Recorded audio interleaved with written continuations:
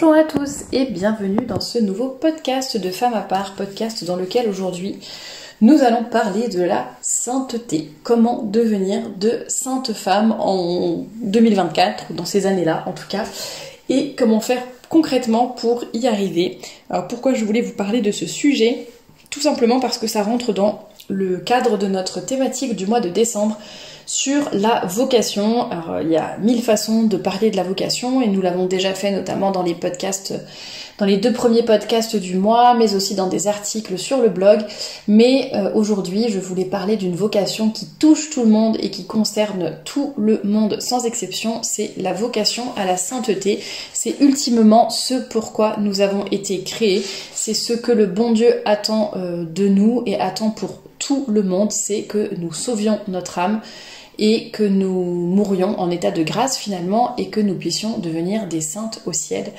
Et non seulement des saintes, mais des grandes saintes. Enfin, j'ai dit saintes au féminin, mais des saints, que tous nous soyons des saints, bien sûr. Mais je m'adresse surtout aux femmes dans mes podcasts, comme vous le savez. Alors, si vous voulez compléter justement tout ce qui a déjà été dit au sujet de la vocation, n'hésitez pas à regarder en description de ce podcast. Déjà, il y a le lien vers Spotify, si vous préférez nous écouter sur Spotify. Il y a également les liens vers les différents réseaux sociaux de Femmes à part, la newsletter qui est envoyée tous les dimanches avec du contenu exclusif et aussi un peu le récapitulatif de la semaine. Il y a également le lien vers le canal Telegram dans lequel tous les jours il y a des pensées qui sont des pensées à méditer qui sont postées le matin et vos questions qui sont posées l'après-midi et toute la communauté y répond. Il y a également le lien vers le blog femmesapart.com avec des articles qui complètent justement ce qui est dit dans les podcasts. Et puis bien sûr le lien vers la boutique shop.femmesapart.com, des robes, des jupes, des vêtements, des hauts, des accessoires élégants et décents pour vous faire rayonner au quotidien et à prix plus que raisonnable pour des vêtements qui sont fabriqués en Europe. Donc n'hésitez pas à aller voir shop.femmesapart.com. Le lien est dans la description. Alors, figurez-vous que pour ce podcast, j'ai noté pas mal d'idées, je le fais pas toujours. En général, je parle comme ça, j'enregistre, je mets le dictaphone en route et puis je vous parle. N'en déplaise à certains. Mais là, je me suis dit, je vais quand même noter 2-3 idées pour être sûre de ne rien oublier. Quand je fais un petit peu des listes comme ça, j'aime bien être sûre d'avoir tout noté avant, et puis, enfin, tout ce dont je veux parler. Et puis, j'ai tapé dans Google comment devenir une sainte. Et c'est assez drôle parce qu'en fait, bon, déjà la plupart des résultats, en fait, c'était plutôt pour expliquer comment quelqu'un peut être déclaré saint, c'est-à-dire quel est le processus pour la béatification, la canonisation, etc. Et après, quand j'ai essayé de taper en formulant un petit peu autrement pour vraiment des conseils pour devenir une sainte, quoi, ou un saint. Et c'est rigolo, il y a vraiment pas beaucoup de contenu, et il y a beaucoup de contenu. Dans les contenus qui sont ressortis, il y en a beaucoup, c'était des contenus de Femmes à part. Super, donc je trouve ça très dommage qu'on parle pas plus de ce sujet. Voilà, concrètement, je veux devenir une sainte, qu'est-ce que je dois faire? C'est à la fois très simple, et pas compliqué, c'est pas ça, mais à la fois très simple, on peut le résumer je pense en une phrase, mais on peut aussi en parler pendant des heures. Donc le but de ce podcast, on va dire, ça va être de vous donner des idées, de vous encourager et de vous aider vraiment dans ce cheminement vers la sainteté, vers le ciel. Déjà vous rappeler évidemment que nous sommes tous appelés à la sainteté, je l'ai dit en introduction de ce podcast, mais c'est évident que nous sommes tous appelés à la sainteté, c'est-à-dire que nous sommes tous appelés à aller au ciel, contempler Dieu pour la vie éternelle et donc à ne pas aller en enfer pour l'éternité. Et la sainteté, c'est quoi? Eh bien, c'est tout simplement simplement avec des guillemets, faire la volonté de Dieu, plaire à Dieu, l'aimer, le servir, correspondre à ce qu'il veut de nous. Et pour rappel, c'est pour ça d'ailleurs que je vous dis pourquoi, enfin oui, nous sommes tous appelés à la sainteté et oui, nous devons l'avoir en objectif, et oui, c'est l'objectif le plus important de notre vie, c'est de devenir des saintes et des grandes saintes. C'est pas juste, tiens, je fais le minimum pour pas aller en enfer, ou tiens, je fais le minimum, bon, de toute façon, je fais quand même mieux que la voisine, elle va même pas à la messe le dimanche, donc comme ça, moi c'est sûr, vu que j'y vais tous les dimanches, je vais aller au ciel. Voilà, si on est dans cet état d'esprit-là, ça n'ira pas. Mais il faut vraiment l'avoir en objectif, en ligne de mire. Je crois que je vous en ai parlé la semaine dernière dans le podcast sur la mission de vie et l'idéal. Si on n'a pas un objectif qui est concret, si on n'a pas un idéal, eh bien on n'accomplira rien finalement. Donc cet objectif de la sainteté, il ne faut absolument pas le perdre de vue. Ça veut pas dire que toutes les secondes il faut se dire faut que je sois sainte, faut que je sois sainte, faut que je sois sainte, mais c'est quelque chose qu'on doit quand même avoir intériorisé et ne pas oublier et se dire au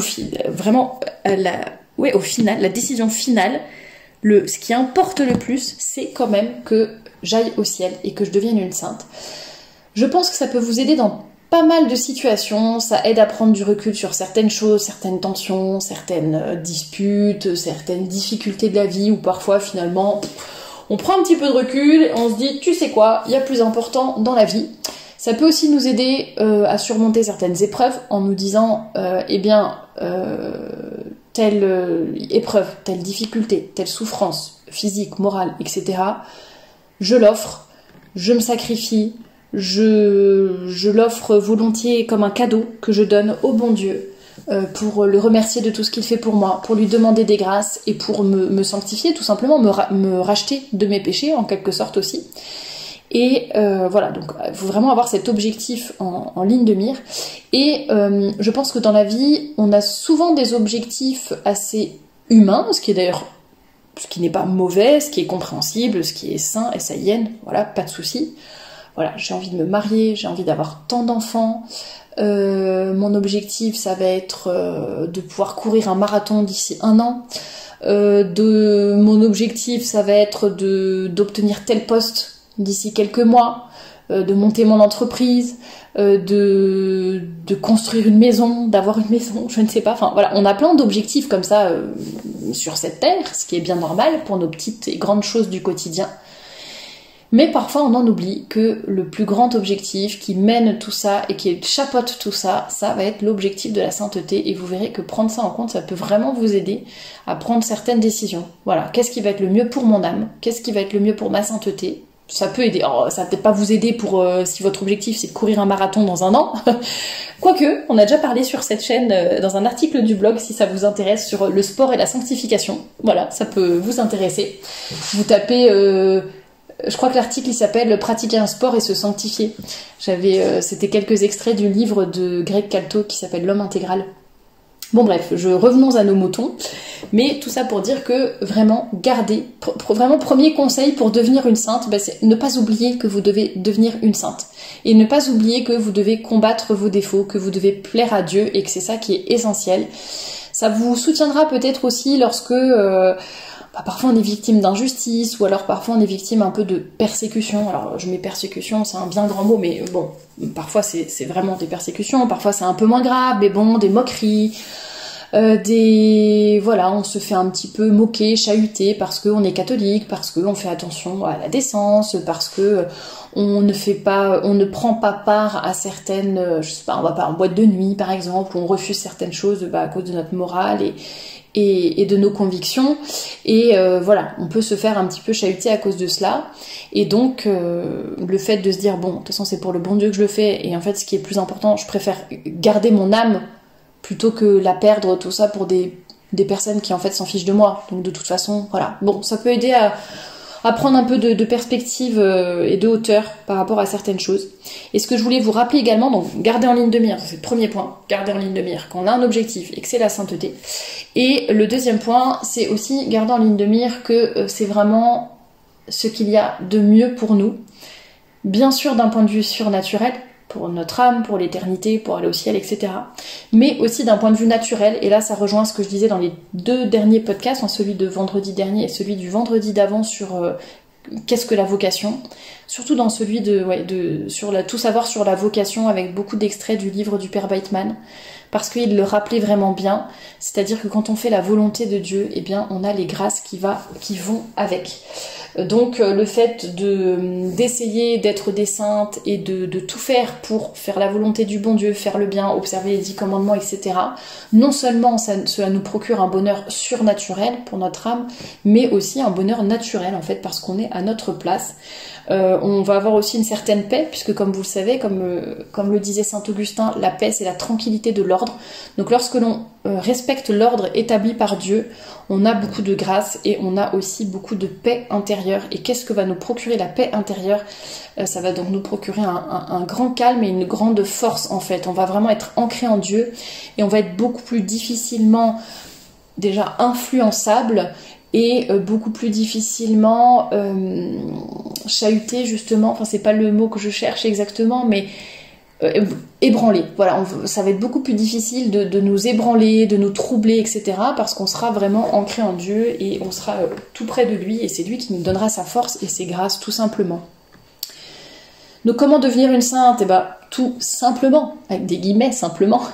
Mais en fait, non, je crois que je vais enlever les guillemets parce qu'il faut se dire quand même que c'est simple et que il n'y a pas à chercher midi à 14h, il n'y a pas à se faire des nœuds au cerveau, il n'y a pas à se dire que c'est quelque chose de compliqué, d'inatteignable ou de toute façon c'est plus pour nous, on n'est plus dans une société catholique ou dans le monde dans lequel on vit, à l'époque à laquelle on est, c'est impossible, c'est difficile, ou alors il faut baisser les standards. Alors je vais être une sainte, mais tu sais, sainte, pas très grande, une petite sainte, un peu petit, je vais vraiment pas beaucoup me fatiguer, ça sera déjà beaucoup par rapport au monde actuel. Non, mais bien sûr que non, il faut devenir des saintes et des grandes saintes, et ça je le dis très souvent, il ne faut pas avoir des objectifs bas comme ça, il faut au contraire vouloir mettre le feu au monde, comme disait Sainte Catherine de Sienne, et nous aurons les grâces nécessaires du bon Dieu pour y arriver, ça c'est certain. Donc faisons la volonté de Dieu,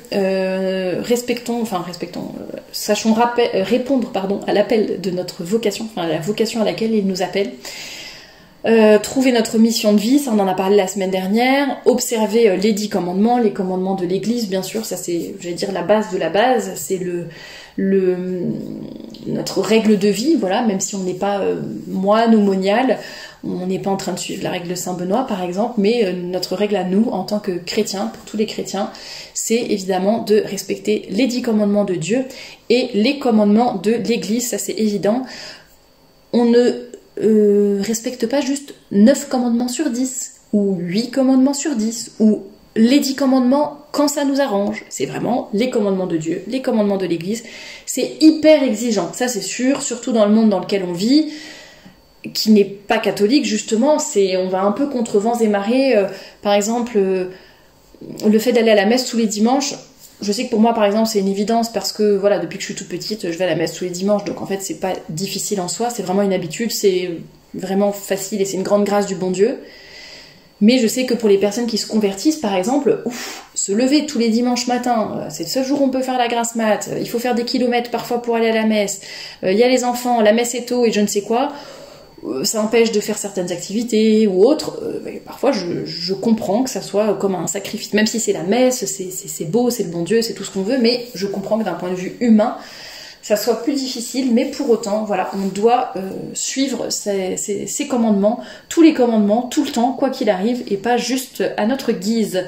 Nous devons faire tout ce que nous pouvons pour rester en état de grâce, pour ne pas tomber dans le péché, bien évidemment pour ne pas tomber dans le péché mortel, mais également pour ne pas tomber dans les péchés véniels. Et si nous avons le malheur de tomber dans des péchés mortels, il faut nous confesser aussitôt. Les péchés véniels, c'est pas obligatoire, mais évidemment, il est conseillé de se confesser régulièrement, une fois par mois par exemple, pour retrouver l'état de grâce et être en amitié avec le bon Dieu. Bien sûr, pour devenir une sainte, on peut développer ses vertus. Le père Bateman en parle beaucoup dans son livre, La formation de la jeune fille, hein, les vertus qui rendent l'âme bonne, les vertus qui rendent l'âme belle et les vertus qui rendent l'âme forte. Et à chaque fois, il développe, il y a plusieurs vertus, etc. Donc si ça vous intéresse, n'hésitez pas à aller lire son ouvrage, le lien est dans la bibliographie du blog. J'ai vraiment pas mis les choses dans l'ordre, à part les 10 commandements et ce que je viens de dire, mais sinon là je vais un peu vous donner des idées comme ça pour vous inspirer, mais ce n'est pas spécialement dans un certain ordre d'importance. J'avais noté avoir une vie spirituelle riche et féconde.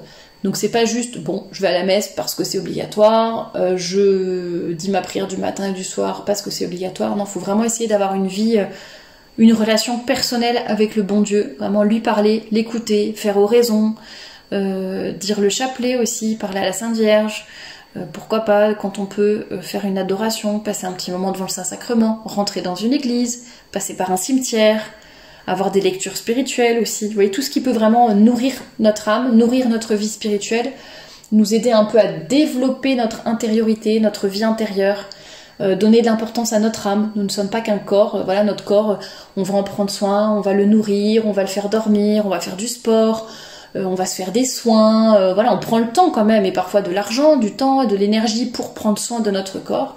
Eh bien, il faut faire à minima, s'investir autant, voire plus pour notre âme, et ne pas la délaisser. Et faire attention justement à tout ce qui nous nourrit, parfois malgré nous, c'est-à-dire, bon, dans le monde qui nous entoure, on n'a pas toujours le choix, mais c'est vrai, tout ce qu'on va voir, tout ce que l'on va entendre, les films, les lectures, les conversations, les fréquentations, voilà, faire attention à tout ce qui va toucher notre âme, y rentrer, l'influencer, parfois malgré nous, mais à force d'être exposé en permanence à un certain nombre de laideurs, de mensonges, de mal en fait, tout simplement, et bien parfois on peut se laisser influencer et malheureusement après faire le mal nous-mêmes. Donc faisons attention à avoir une vie spirituelle riche et féconde, et faisons attention à tout ce qui nous nourrit en fait. La musique aussi, j'avais noté, les fréquentations, les danses, etc. Faisons attention. Et j'avais noté, en parlant de fréquentation, justement,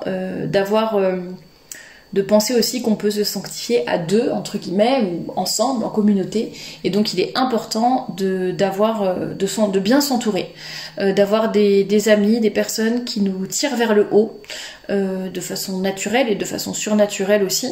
On a déjà parlé de l'amitié, je crois que c'était la thématique du mois d'octobre ou de septembre, si je me souviens bien. En tout cas, c'était récent, n'hésitez pas à les regarder sur la chaîne, sur le blog, on en a beaucoup parlé. Je ne vais pas le redire ici, mais évidemment, il est important d'être bien entouré pour devenir des saintes. Ça ne veut pas dire que, attends, toi, t'es pas assez sainte, toi, je crois que tu fais des péchés, donc non, je te prends pas comme amie, toi, t'es pas catho, je te prends pas comme amie. Non, pas du tout, hein, mais en tout cas, faisons attention, parce que nous sommes la somme des personnes que nous fréquentons le plus. Et si nous sommes entourés de personnes qui nous tirent vers le bas, qui n'ont aucune exigence, qui n'aiment pas le bon Dieu, voire qui lui sont hostiles, ça va forcément avoir une influence sur nous, qu'on le veuille ou non. J'avais noté également le fait de combattre ses défauts, de tendre vers le bien, d'aimer son prochain, de savoir faire des sacrifices. La prière, j'en ai parlé, hein, ça rentre dans la vie spirituelle. Le fait de jeûner aussi, donc c'est une forme de sacrifice. Le fait d'être charitable, pour ça rejoint, aider son prochain. Je pense qu'il y a vraiment le côté, le fait de se donner aux autres, savoir être généreuse, ne pas être égoïste, se donner, ça aussi c'est une façon d'être sainte. J'en avais parlé notamment dans une conférence, c'était Gabrielle Viala qui a beaucoup écrit sur la féminité, le cycle féminin notamment, et qui parlait du mode réalisatif et du mode complétif de la femme. Et ce mode réalisatif qui est donc ce que l'on va faire pour un peu se nourrir soi-même, recharger ses batteries, se retrouver face à soi-même. Et ensuite le mode complétif, c'est ce qu'on va faire plus par rapport aux autres, le rayonnement que l'on va avoir, se donner de son temps, donner de son énergie, aider les autres, aller vers ceux qui souffrent le plus, aider les plus faibles, etc.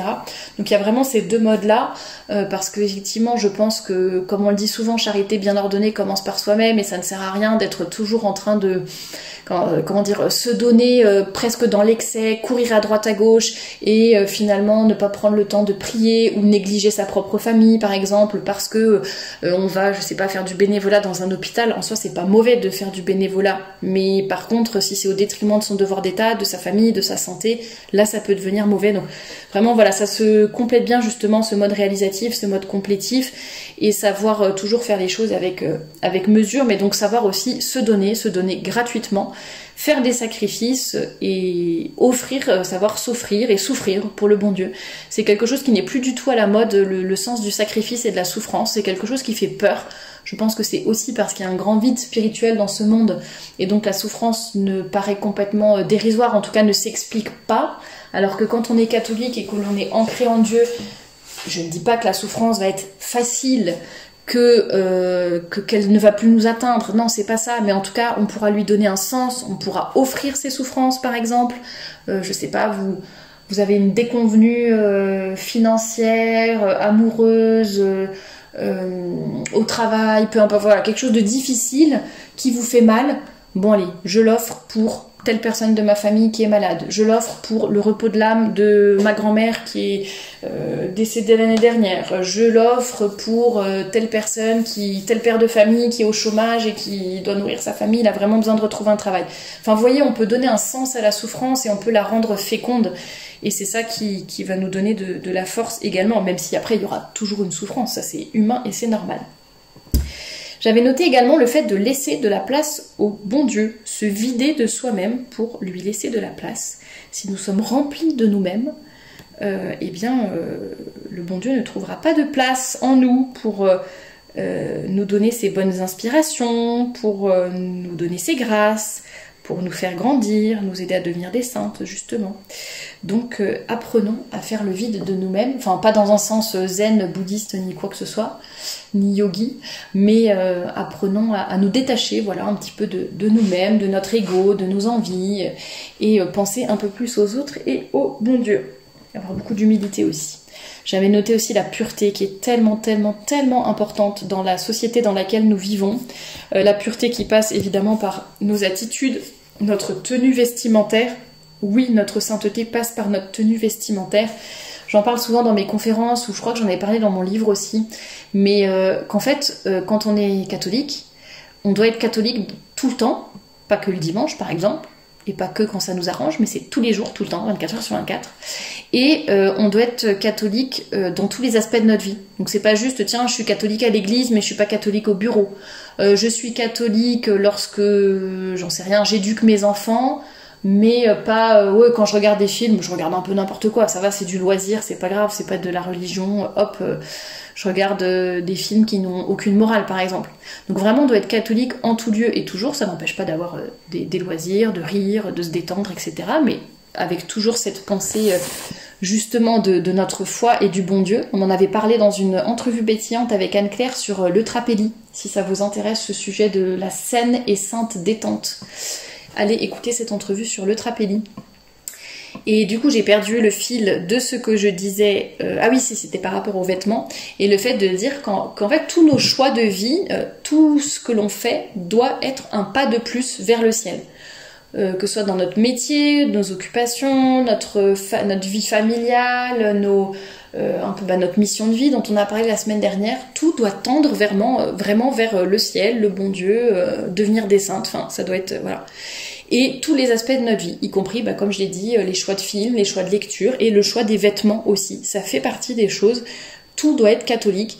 Ça fait peut-être bizarre de dire ça, mais oui, nos vêtements, il y a un style catholique, une façon catholique de s'habiller, en tout cas, après elle peut prendre plein de formes différentes, mais la décence, la beauté, la bonté du vêtement. Enfin, il y a 3 aspects, disons, pour les vêtements. C'est la vérité, la bonté, la beauté. Si ce sujet vous intéresse, bon, j'en ai beaucoup parlé dans des conférences que vous trouverez sur la chaîne YouTube gratuitement.